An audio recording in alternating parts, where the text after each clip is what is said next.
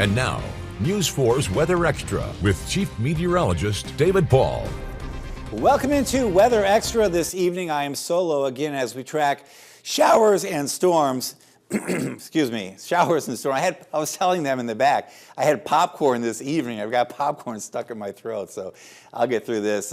Wait, a buzzer. It's a bad way to start off the show. All right, we've got a couple systems that we are watching as we go through time. Some showers this weekend, going into next week, a bit of a break, and then another system on Thursday. And then we're watching the system that follows for that weekend, the 15th, 16th. Let's go to graphics here and show you what we're looking at. A lot of energy back to the west, as I mentioned, is kind of drawn out from LA all the way up there towards the Midwest. Some of that weaker energy comes in our area Friday into, well, really Friday in the form of high clouds, Saturday into Sunday. The rain, notice, not real well organized. Now, Sunday could be a little bit of a different scenario. There could be some heavier downpours Sunday morning to midday.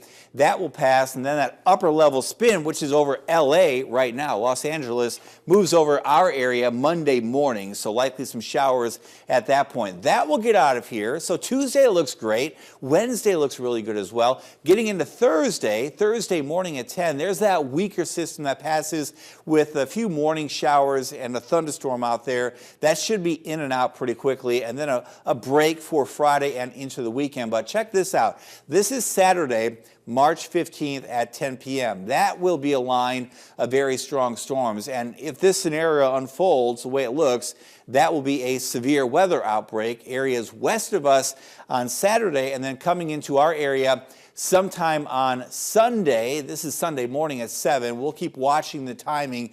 The models were kind of pointing towards Saturday the 15th.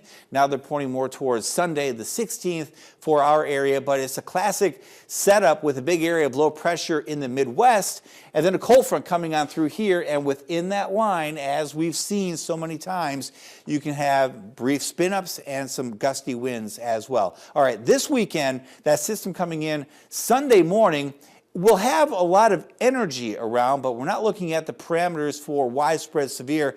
We don't have that significant tornado parameter to plot here. We don't have the low-level jet to plot. There's some CAPE, convective available potential energy, so there will be some heavy downpours and some lightning strikes with that activity that comes in on Sunday, but severe chances do look pretty low at that point. Rainfall looks to be beneficial as we go through time.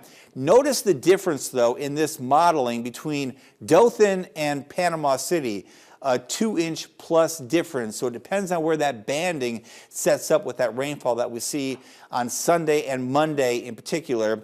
The long-range outlook, wetter than normal from the Climate Prediction Center, days 6 to 10 and days 8 to 14, because we have that rainmaker at times this weekend, again Thursday, and then again the following weekend. So some good news to make some dents in that drought, which is in place over parts of the wiregrass. All right, coming up next, we're going to talk about these temperatures, because changes in that department as well coming up next week. That story is coming up next. News 4's Weather Extra. March is that time of year where pretty much anything can happen. Low temperatures can be really cold, it can be really warm. It can be stormy, it can be snowy even, not out of the question. But tonight it's just cold air coming in. Temperatures at this hour are chilly. Most of us lower 40s, 40 in Troy, and you follow 48 now in Dothan. Let me show you these temperatures locally as we go through the overnight. Lows will be in the middle 30s areas north. The rest of us upper 30s to around 40 degrees. That cold air firmly in place for tonight, but it begins to wane as we go through tomorrow and into the weekend.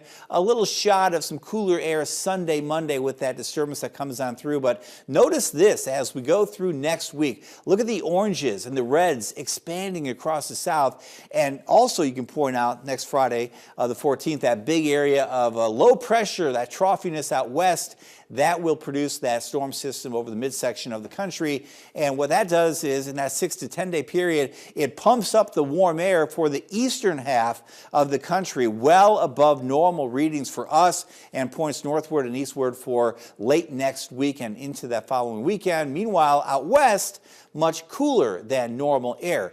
As that front comes on through, so now this is next weekend, the Sunday morning there, March the 16th, that will be on the backside of that potential severe weather system. That big trough of low pressure that brings all that cold air to the west begins propagating eastward, and that will send a cold front through our area. So with that potential severe event on that Sunday, the 16th, behind it, we get this push of colder air. And that means, well, it could be pretty chilly for that following week, at least for a few days the following week. And as I mentioned, this time of year, we can see all kinds of weather. So let me show you the outlook for that period there for the middle portion of March. My early forecast numbers, now I forecast out 14 days every day. I don't usually share the information, but I have 47 for the 17th. I have 39 for the 18th, then 44, then 49. The record low for the 18th is actually 37 degrees. Notice that 23 and that 33, or 29 I should say, back in 2023 and then 33 back in 2024. We can see freezes as we get towards that third week of March. And we'll keep watching the strength of that cold air. Again, looking at perhaps low temperatures in the upper 30s for the week that follows that potential severe event on the 16th. So a lot happening in the next 7 days, and then that 7 to 14 day period looks to be pretty active as well. It's March. It's that transitional time of year between the cold air trying to hold on and that warmer air that will be coming in as we go through time. That's it for Weather Extra tonight. Thanks for tuning in. I'll see you tomorrow night right here on News 4. Good night.